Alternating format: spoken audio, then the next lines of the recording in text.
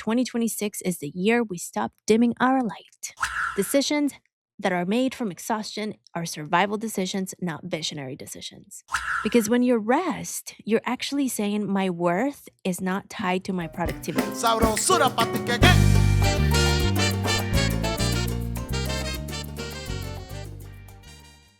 Welcome back to Café con Pam, the bilingual podcast que celebra the power of our stories, the medicine in our voices, and the magic of reclaiming who we are.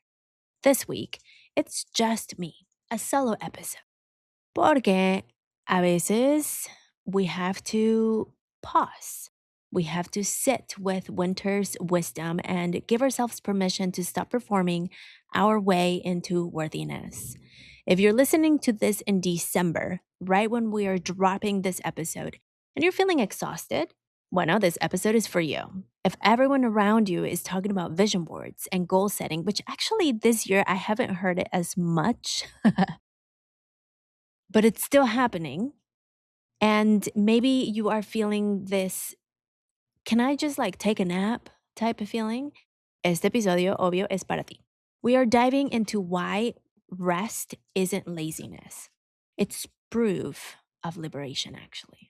We're talking about what winter is trying to teach us about letting go and connecting to our inner voice, especially as we close 2025, which is the year of the snake.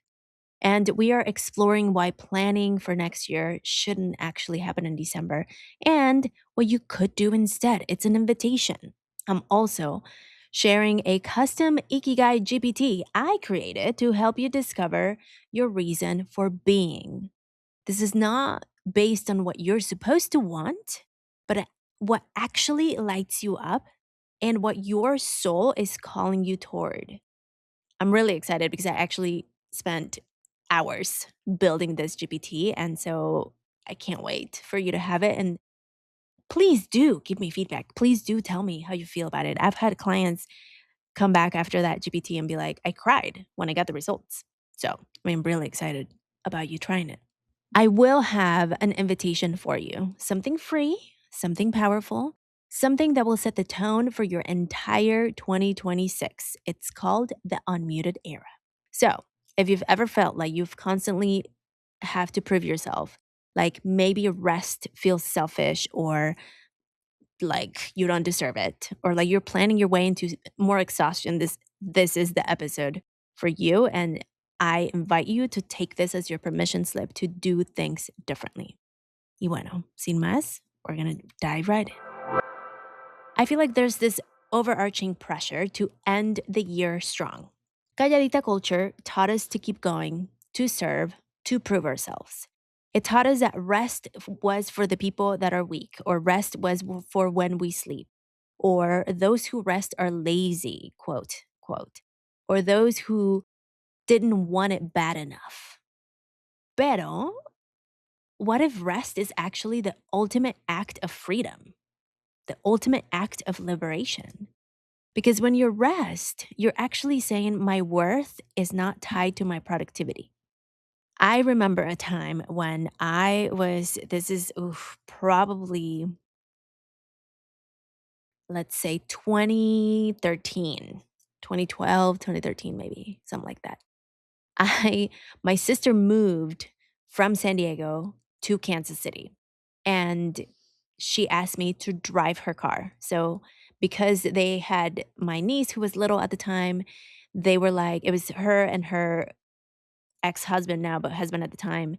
They were like, we have the baby, so we just kind of both of us want to be in the U-Haul while we are driving 24 hours cross country instead of one driving the car and one driving the truck. Fair. So she asked me to drive her car at another time because when they moved, it was kind of like in the middle of the week. And so I was like, yeah, I'll drive your car. I can do this. I can drive 24 hours by myself. And my mi abuelita, my grandma was like, no, we'll come with. And I was like, who's we? And it was my grandmother and her sister, dos viejitas in this car. So it wasn't like, we'll come with to I mean, I guess to keep me company, but not to help me drive. So it was still me driving.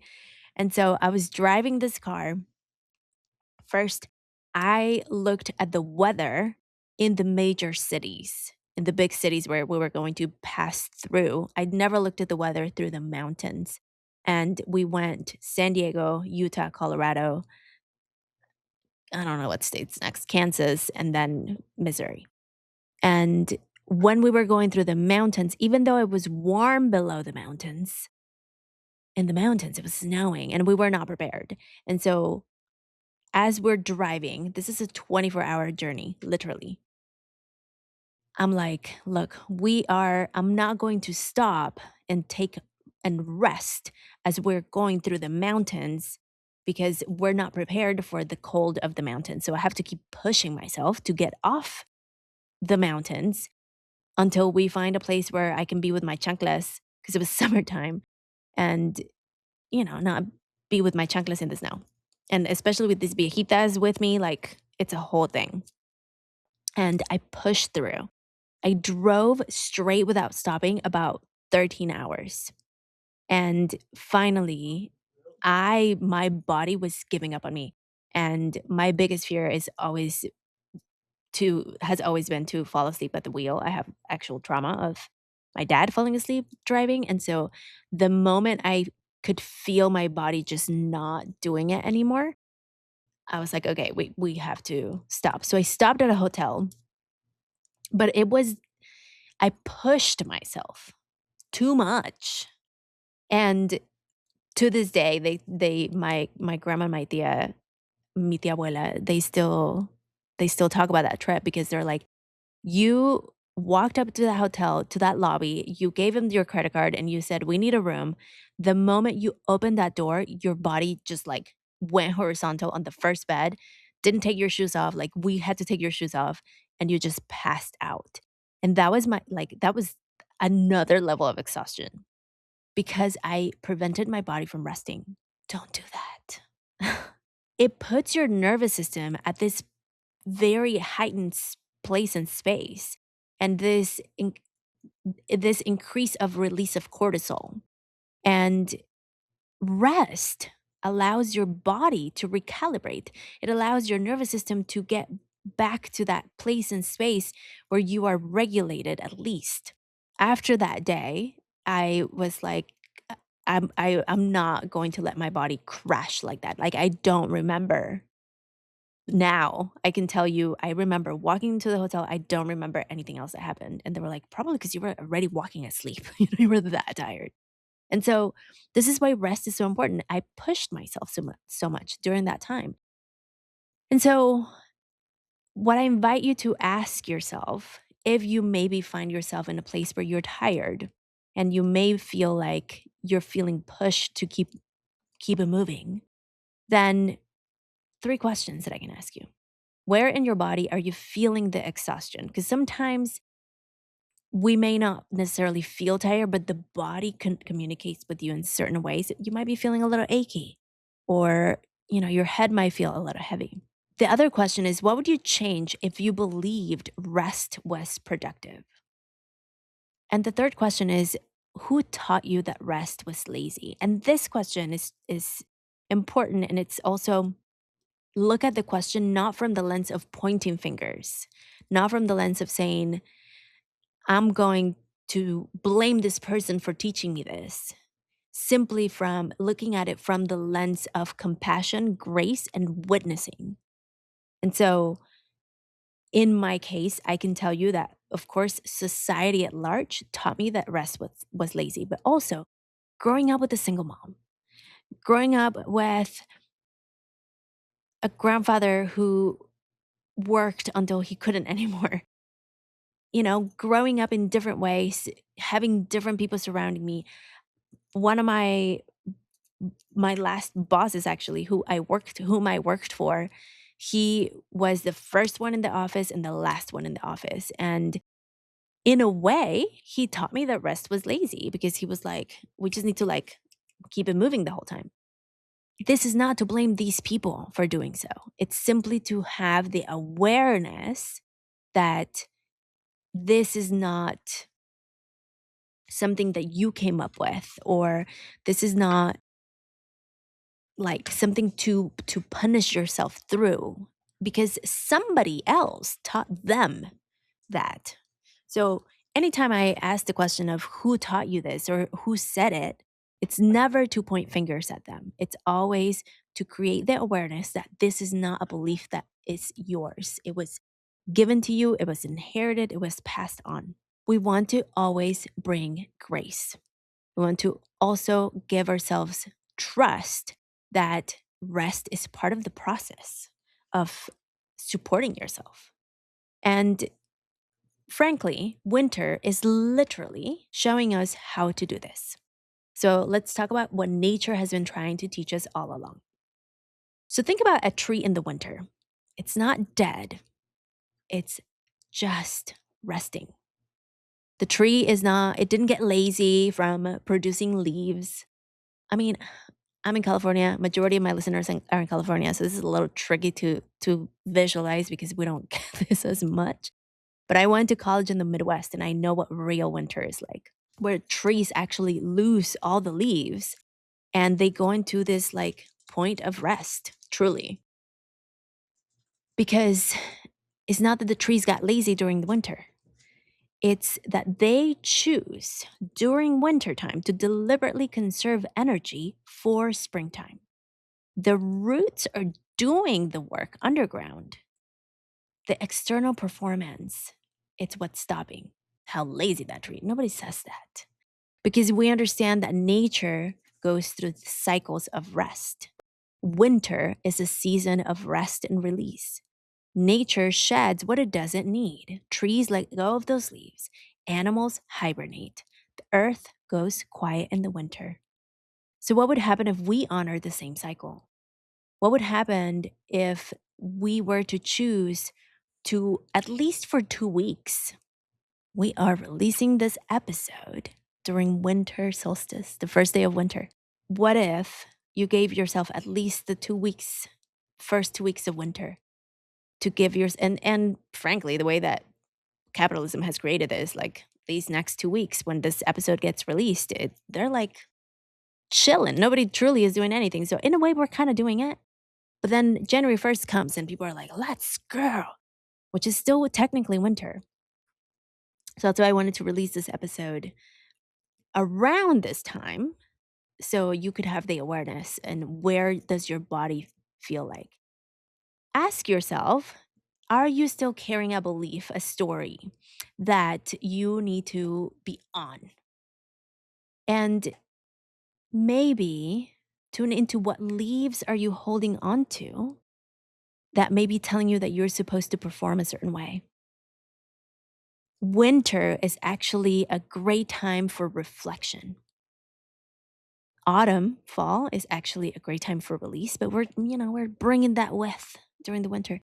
So, reflection questions you could ask yourself is what worked this year? What are you grateful for? What actually didn't work and not from a place of judgment, but from a place of awareness, from a place of noticing. I have been doing my reflections as we're getting closer to winter solstice. I am like, my body's already, because I've been working with the seasons for so long, my body's already like, let's start thinking about this. And I can tell you, I already have a whole list of what actually didn't work. And again, this is not for us to judge ourselves, but this is simply to say, I'm going to do it different next time if I choose to do it again. What am I ready to release fully? Because one of the things that I learned as I was going to college in the Midwest is that the winter season, the snow time, is actually really useful for the trees because as they are shedding, as they're completely like stagnant, they're not producing anything. The snow from the water from the snow, as it melts, is it like seeps through and it feeds the roots of the tree. And so, like me, the lizard from California, I would always be like, "We don't want a lot of snow," and then the people from there, they would be like, "No, we kinda do because it's what's feeding our yards, it's what's feeding the trees, and the more snow we get, the better in a way it is for nature, because it's almost like the way, like, once it was explained to me, I'm like, "Oh, so it's almost like a blanket that happens for the tree." So kinda like a weighted blanket. It sinks them and it grounds them, and then that weighted blanket becomes eventually fuel for them to bloom again in the spring. So it's kinda cool. This is where we want to remember that winter invites us into the quiet.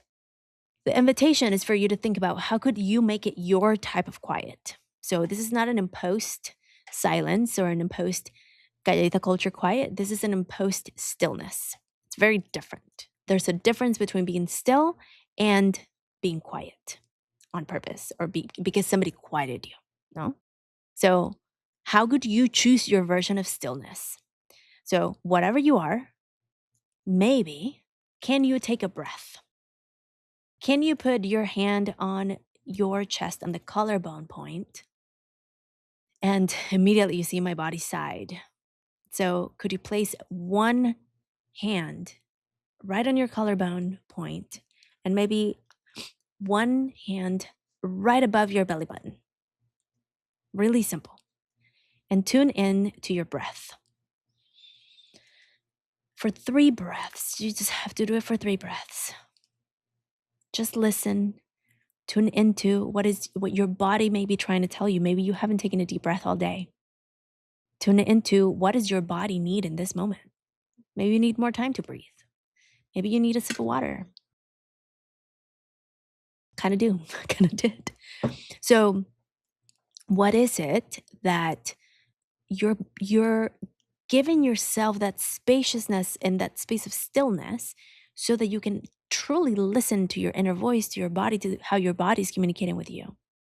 Because first, second, third gen conditioning, Latina conditioning, taught us to prioritize everyone else first. We became the translators, we became the mediators. We are always the bridge.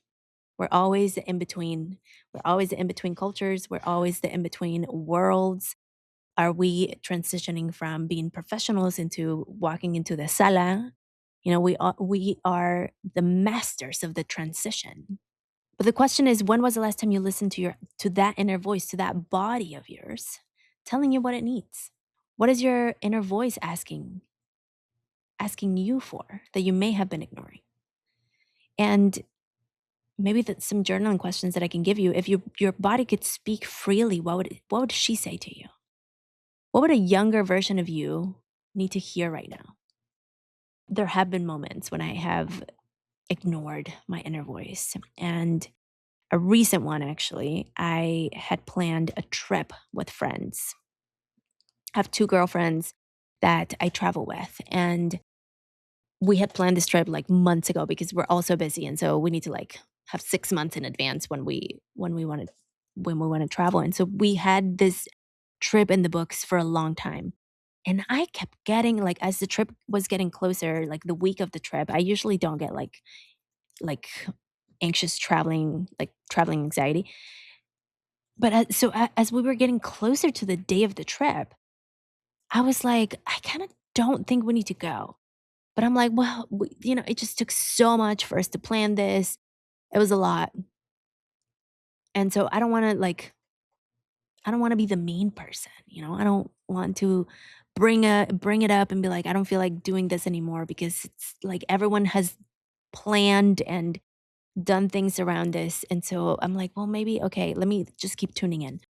And as the days went by, I kept feeling this like, I don't think we need to leave. And because we were driving, so we were driving about 5 hours to this trip. And so the day came, and it's one of those, like, they call, like, there's so many different names for this, but someone called it the burnt toast theory, or like whenever you like something, like I forgot the keys theory, when you're walking out of your house and you're like, oh my gosh, I forgot something, and you have to go back, and that pushes everything out. So I think that's literally what happened. So come the day of the trip, and I'm picking up my friend. So two of the three of us are driving. and the other one, we're visiting the other one. And so the one that is riding with me, she's like, "Okay, let's go. What's the plan?" And I'm still like, "Oh, I don't think we need to go." And I'm like, "Look, I finish work kind of late. What if we leave like first thing in the morning?" And she's like, "No, we already said like, let's just leave tonight because it's just easier. We sleep there, we wake up there. Like, it's just easier than driving like in the morning. Then we kind of lose a night." And I'm like, "Well, we kind of lose a night driving." And I don't like driving at night, like, and my body's just like, not, I'm not like, there's something there. And it was kinda like 2 for one 2 against 1 type thing, and so in the text messages, I'm like, "Oh, okay." And so one is like, "Let's just do it." And I'm like, "Okay, fine." So then there was some miscommunication there of who's gonna pick up who, how are we gonna meet. It happened, and then I'm, like, waiting, and she's like, "No, I'm waiting," and, like, that already happened, and I'm like, "See, these are the signs that I'm like, we're not supposed to leave today." But we did. I didn't listen to my inner voice. So we're driving, and then all of a sudden, we just hear this, like, bonk, like, this very, like, loud, like, tunk, and, like, the car jerked a little, and we had to pull over, and we got a flat tire, and I have run flat tires in my car, but it's not like run flats that will get you through a 5-hour trip. Fascinating how this happened because we got the flat tire, and then I'm looking at the map, and the dealership is literally less than a mile away, and they're about to close in, like, 15 minutes, like, 30 minutes, and so I'm like, "Dude, we need to drive to the dealership right now. We'll figure out whatever." And so we drive to the dealership, and as we are driving, like, we drove in, and then they're closing the gate behind us, and everything is, like, divine timing. And so my friend and I talked, and I was like, I I didn't say I knew we weren't supposed to leave tonight, but I'm like, "How much clearer does it have to be?" And so we decided that we were gonna stay in a hotel that night and then leave in the morning. And, like, the whole time, I'm like, "I knew this was going to be like, this had to be the plan from the beginning, and I chose not to listen, and look at what the universe, God, my God, whoever just, like, was like, 'Alright, you're not gonna listen? Well, now you're gonna have to listen.'" So that was a moment when I didn't listen to my inner voice, and then later, like, we made it fine to the trip, and here we are, right? Another instance when I actually did listen to my inner voice, and I was quite proud, is when I got an inquiry from someone who wanted to work with me. This instance, somebody reached out and they said, "Hey, I wanna work with you." And I got excited because I had already worked with this person before, but this time they came with a team. And I will make this story shorter than the other one. We had a couple of calls. And the moment the other team members started coming in, immediately my inner voice was like, "This is not it. This is not it. Like, it's an exciting project. You have the skill, you have the will, but your inner voice is like, this is not it."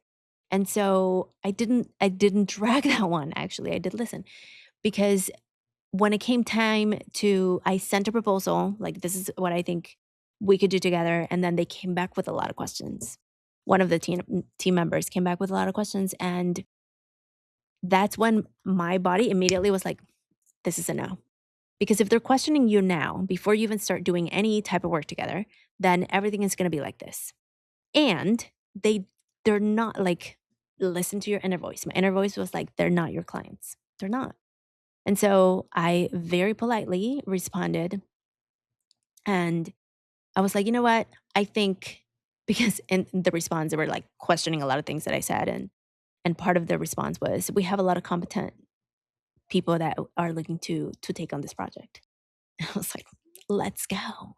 So when I responded, I was very gracious, and I was like, "You know what? This has been a great opportunity. Like, I think this is a great opportunity. This would be an amazing project, and I'm really glad that you have a list of competent people to work on this. I invite you to take a look at them and take it from there because I don't think I'm the right fit for this project." And that's it. And no hard feelings. I truly, genuinely wish you the absolute best. And like, thank you very much for reaching out. So I listened to my inner voice in that moment. And yeah, maybe I lost a client. Maybe I lost some money in the process.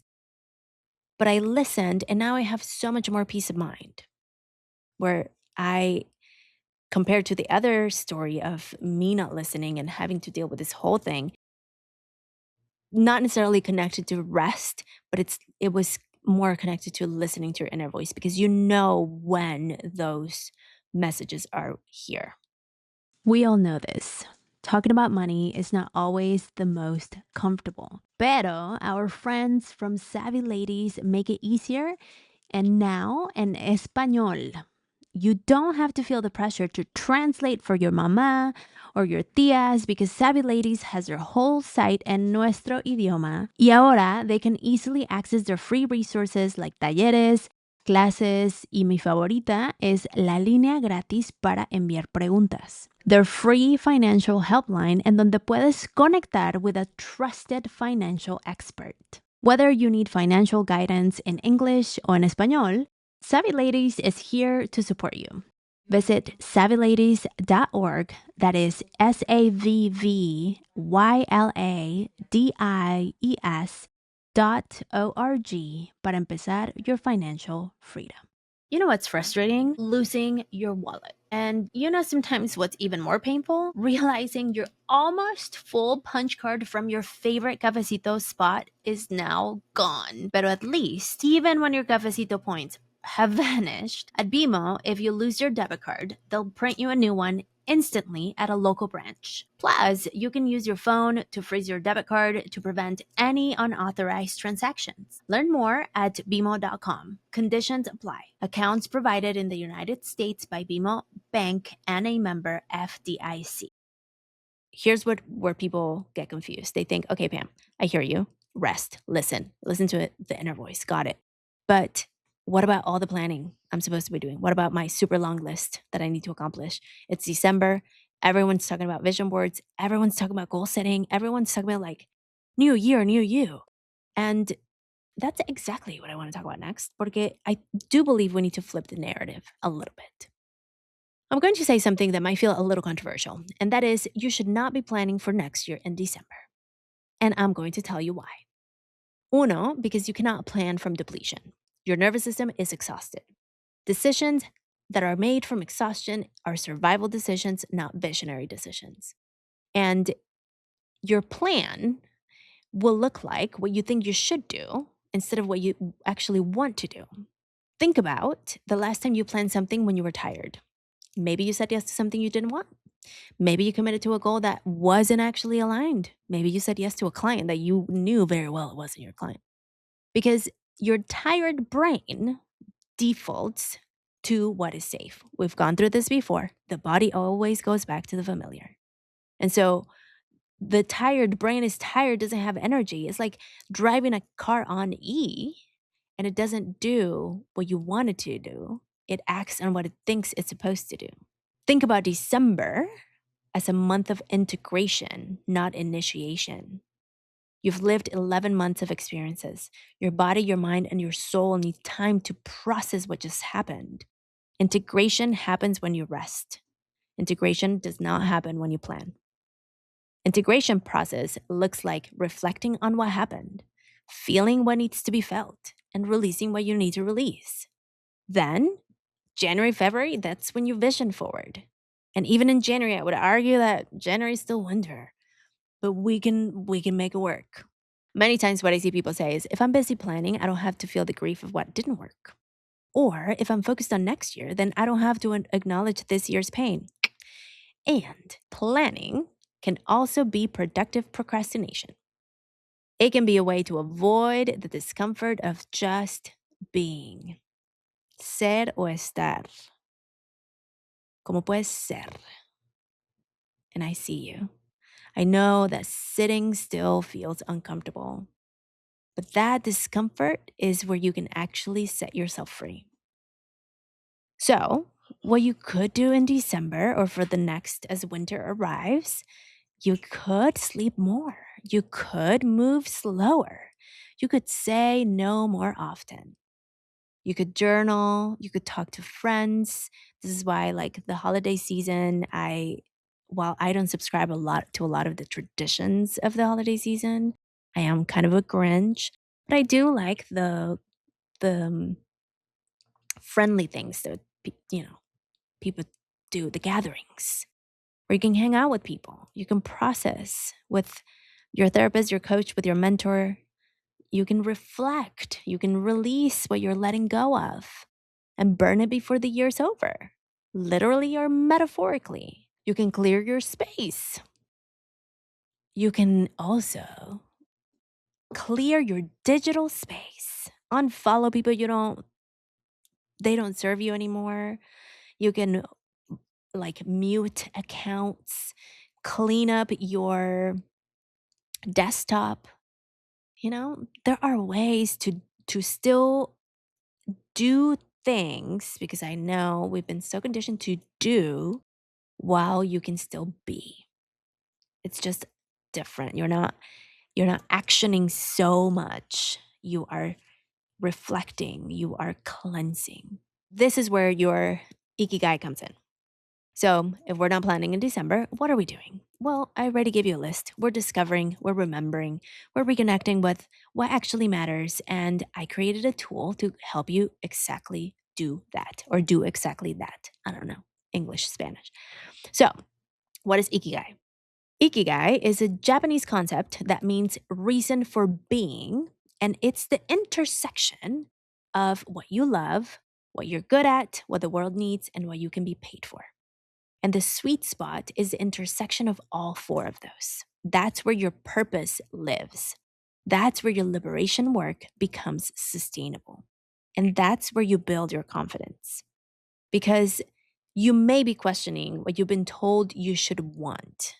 Your Ikigai will help you discover what you actually want. Maybe you're building momentum, but sometimes you may lose direction. Your Ikigai becomes your compass. Maybe you're integrating your transformation, and your Ikigai will help you articulate your vision and move into liberation. And I built you a custom GPT that walks you through discovering your Ikigai. It asks you powerful questions, literally. I built it. It helps you reflect. And ultimately, it shows you where your passion, your mission, your vocation, and your profession all intersect. So this is free. I'm gifting that to you. I've sent it to my clients and literally I've received messages like I got one where she was like, "Oh my gosh, I cried when I read it." And somebody else was like, "It was so good. I couldn't even find the words to tell you how good it was." And so I'm going to have the link in the show notes, or you can go to cafeconpam.com/ikigai, IKIGAI. If not, the link is right here in the show notes, right below, depending on where you're watching. I invite you to set aside 20 to 30 minutes for yourself. We're resting. So hopefully you give yourself the gift of time. Give yourself also the space to be honest with yourself and allow the tool to reveal what you might already know, but maybe you haven't said it out loud, or maybe you haven't quite put it into words in the way that the tool might do it for you. Because what makes this tool different is that we're not just goal setting for the sake of goal setting. This tool is rooted in your values, is rooted in your experiences, and it's rooted in ultimate liberation for you. It honors your story and it centers your cultural identity because this tool even Spanglishes to you. I built it. So for me, going through the exercise, I've done Ikigai exercises many times. And when I was thinking about this, I'm like, why don't I just build a tool that helps you uncover it instead of waiting for somebody to ask you questions or maybe trying to journal it out, but not quite getting there? For me, my experience of uncovering and putting together my Ikigai and finding it has helped me orient my decisions along with my core values in a way that now, when I make decisions, I always go back to say, does this align with my core values? And the next question is, does it get me closer to my Ikigai, or is it in line with my purpose? So before you even think about January, I invite you to discover your Ikigai first. And this will get you to actually see not what you think you should want, but what you actually want. It removes all the family's expectations. It removes what capitalism tells you is valuable, but what actually lights you up, what makes you feel alive, what your soul is calling you toward. And once you know your ikigai, once you're clear on your reason for being, that's when you move into the new year. And that's when we step into the unmuted era. So I've been doing this work for a decade now, frankly, more.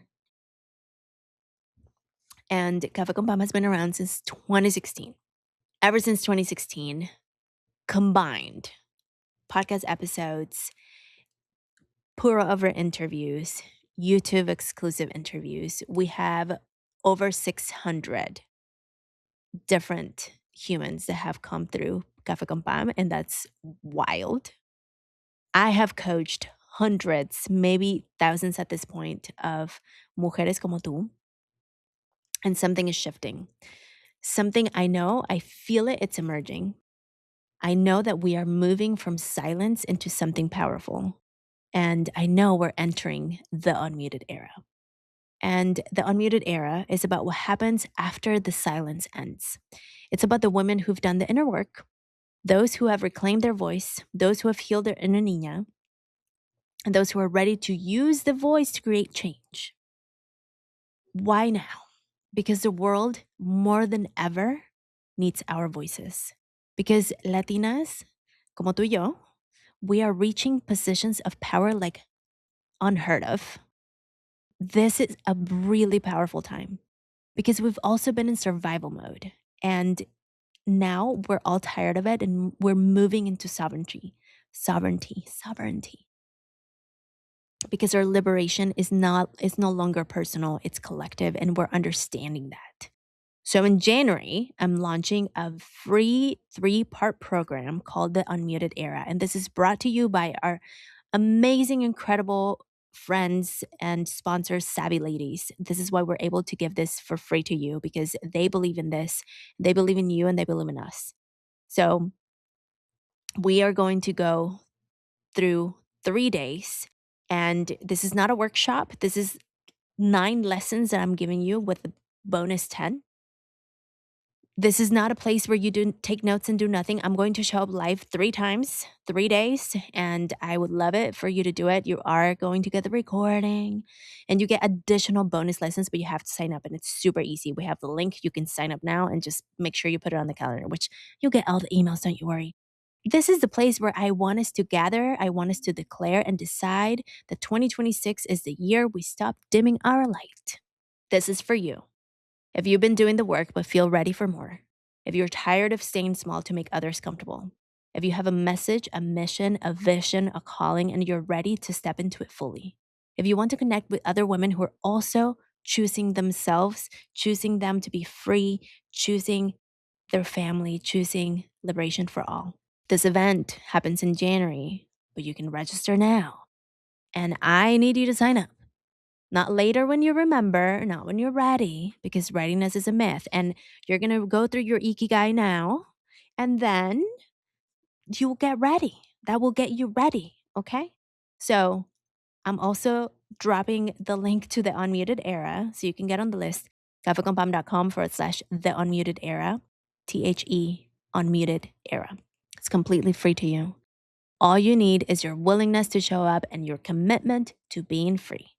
Because the thing is, when one of us steps in the unmuted era, we give permission to others to do the same. And I've been doing a lot of work for me to get to this point. And so I'm so ready for all of us to get there because I know and I believe that liberation is collective. Your voice matter. 2026 has to be our year. Let's make it our year. And I know December's busy. I know you're tired. I know. I've spent what? Oh my gosh. 30 minutes telling you that you need to rest, which is fine. You can still sign up, and I'll remind you when January comes, you're rested, you're clear, you have something powerful to step into. January 8th, 9th, and 10th. And I'm going to have 3 live sessions. The rest are going to be for you to do on your own. This is your invitation. This is you giving yourself permission. This is your moment. So let's bring it for circle. Let's bring this whole thing full circle. What I keep coming back to is the idea that rest is liberation. That winter wisdom is so real. I love it. That we don't have to plan our way into worthiness. We already are worthy. And I think about you. I think about you listening to this right now. Maybe you're driving. Maybe you're folding laundry. Maybe you're on a walk. I wonder what if you gave yourself permission to rest this December? What if you trusted that you don't need another plan? That you simply need to be still so you can remember who you are? What if discovering your Ikigai was the most important thing you did before the new year to close the year?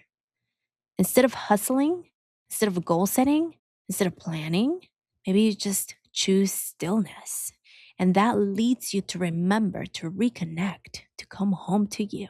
So, my invitation, my takeaways from this episode: rest is liberation, not laziness. Your worth is never tied to your productivity. Your body needs recalibration. And when you give yourself permission to slow down, you can recalibrate. Número dos, let winter teach you. Allow the lessons of winter. Release what you're ready to let go of. Connect to your inner voice. Honor the season of rest and stillness before you go into blooming. Spring is for blooming, winter's for rest. Don't plan in December. What if you choose December to discover? December is to discover. I like that. And maybe you can use the Ikigai GPT to get you clear on your reason for being. And then you join us on the Unmuted Era in January, where we're going to turn your clarity into action. So if this episode resonated with you, please share it with con quien quieras, con alguien whom you know needs to hear this message. Let's think about it. Who comes up first? Send. You know that person. Tag me on socials at Café con Pan Podcast. Let me know what you're releasing in December and what your Ikigai really revealed to you. That's what I'm very curious about. If you are joining us for the Unmuted Era, screenshot your registration, share it with the world, tell others to come. It's free. You have nothing to lose. Tell the world you're done being quiet. Tell them 2026 is your Unmuted Era. Everything you need is in the show notes, the link to the Ikigai GPT, the registration to the Unmuted Era. If you want more support, I'm here with you. We go deep into my work, cafeconpam.com, where you can find all the things I do. As always, thank you so much for being here. Thank you for choosing to grow with me, for trusting me with your time, with your heart, with your ears, for being willing to do the hard, beautiful work of being free, of liberation. I don't take it for granted. And I genuinely hope you take care of yourself this December.